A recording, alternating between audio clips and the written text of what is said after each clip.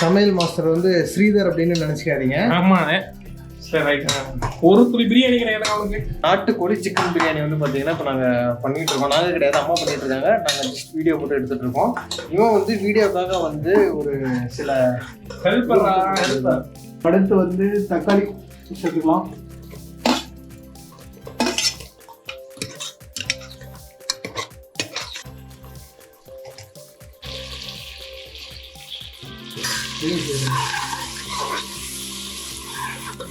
ரெடியா பாருங்க எப்படி கிளறிக்கிட்டு இருக்கான் பாருங்க. எவ்வளோ நேரம் ஆகும்? அப்படியே ஒரு 1/2 hour நம்ம அப்படி கிளறல தான்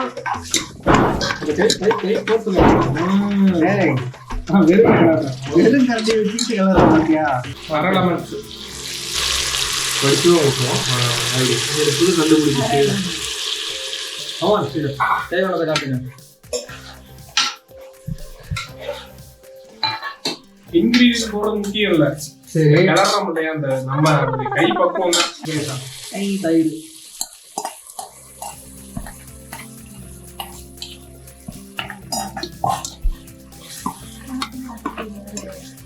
நம்மள சொல்லுவார். இப்போ பாருங்க ஒன்றுமே பண்ணாமல் போயிட்டு இவர் வந்து கேமரா போடுவோம். நாட்டுக்கோழியில் வந்து பிரியாணி வந்து ரொம்ப நாளைக்கு அப்புறம் அப்போ தான் வந்து பண்ணிட்டு இருக்கோம் நாங்கள். எங்களுக்கே வந்து பார்த்தீங்கன்னா எப்போ சாப்பிடுவோம் அப்படி இருக்குது. ஆனால் காலையிலேருந்து எல்லா வேலையும் இது போல சைடிஷ்லாம் பண்ணியிருக்கேன். அதுக்கெல்லாம் ஹெல்ப் பண்ணாங்க. நான் மேலே உட்காந்து எடிட்டிங்க அப்படின்னு ஏமாற்றிட்டான் வீட்டில். நம்ம வீடியோ வேறு நல்ல காலத்துக்கு நான் வீடியோ டிலேவாக போட்டுட்ருக்கேன். பார்க்குறவங்க கேட்டுட்டு இருக்கிறாங்க. அது முக்கியமாக வந்து ராபின் இருக்கான்ல, ராபின் எல்லாத்துக்கும் பெல் ஊசி போட்டு திரியிறோம் நம்ம. ராபின் வந்து கேட்டுகிட்டே இருந்தான், என்ன ப்ரோ வீடியோ லேட் ஆகுதுன்னு.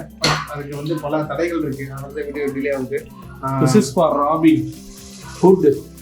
ராபின் இஞ்சி பூண்டு புதினா ஆட் பண்ணிக்கிறோம்.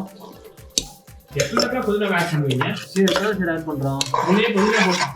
இது வந்து அரைச்சி போடுறோம். வந்து நாங்கள் என்னென்னலாம் ஆட் பண்ணியிருக்கோம் அப்படின்னா இஞ்சி பூண்டு புதினா சின்ன வெங்காயம் இதெல்லாம் போட்டு மிக்சிங் போட்டு அப்பதான் இந்த கன்சிஸ்டன்சி கன்சிஸ்டன்சி வரும். சொல்லுங்க கன்சிஸ்டன்சி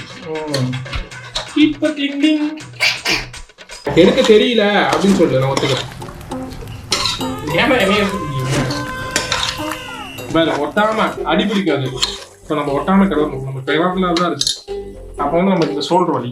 என்னது? இந்த சோல்டர் வலி வலிக்குண்டா? வலிக்கும். நாட்டுக்கோழி ஆட் பண்ணிக்கிறோம்.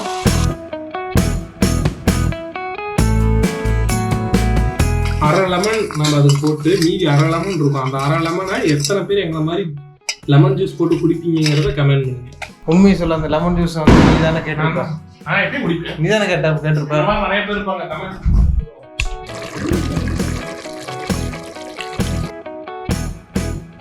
மிளகாய் தூள், கிராம்பு, சோம்பு, பிரிஞ்சி இலை, ஏலக்காய் இதெல்லாமே வந்து வறுத்து அப்படியே அதை அரைச்சி அப்படியே நம்ம பண்ணிடுவோம்.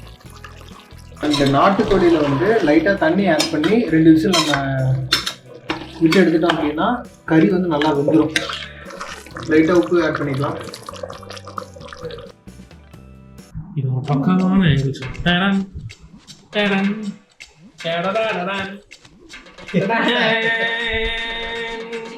வீடியோ எடிட்டிங் போயிட்டு இருக்கு.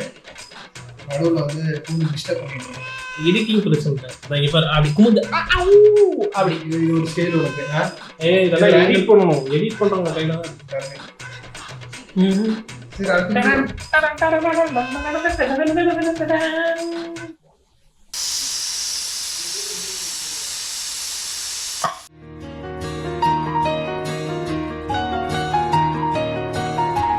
பிரியாணிக்கு ரெடி ஆகிவிட்டது. ஓரளவுக்கு வெந்துருச்சு. அடுத்து தண்ணி ஊற்றி ரைஸை போட்டு விசில விட்டோம்னா ஆல்ரெடி 1/2 டம்ளர் தண்ணி இருக்கு. அது போக 2 டம்ளர் அரிசி போட்டிருக்கோமா, அதுக்கு எவ்வளோ தண்ணி? 1 டம்ளர் இருக்கு, 1.5 டம்ளர், 2 டம்ளர் அரிசி போட்டிருக்கோம். அப்போ 3 டம்ளர் தண்ணி ஊற்றணும். இது வந்து சீரக சம்பா அரிசி.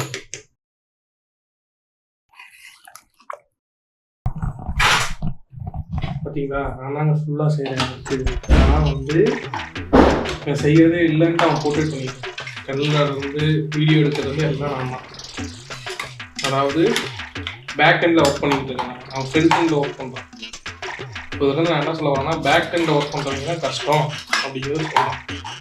பெரிய தத்துவத்தெல்லாம் சொல்லியிருக்கேன், தெரிஞ்சு பண்ணிக்கிறேன், வேற ஒன்றும் இல்லை. Keeper cleaning. சவுண்டு நின்று விட்டது, என் கை வெந்து விட்டது. வாவ், என்னடா டயலாக் இது? எவன் எழுதி கொடுத்தானே அது இப்படி பேசிட்டு போறான்? ஜூசியா.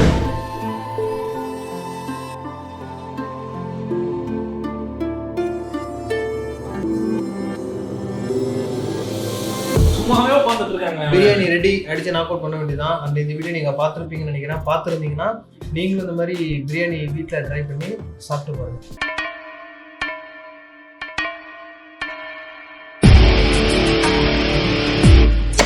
அண்ட் இந்த பிரியாணி வந்து பார்த்தீங்கன்னா வந்து ஒரு 7 பேர் 8 பேர் சாப்பிட்ற அளவுக்கு நாங்கள் பண்ணியிருக்கிறோம். அண்ட் நீங்களும் இந்த பிரியாணியை வீட்டில் ட்ரை பண்ணி பாருங்கள். ட்ரை பண்ணி பார்த்துட்டு எப்படி இருக்குன்ட்டு மறக்காம கமெண்ட்டில் சொல்லுங்கள். இதே பிரியாணி இன்னொரு வீடியோ பண்ணுங்கள். ஸோ அப்படி by from here. See you.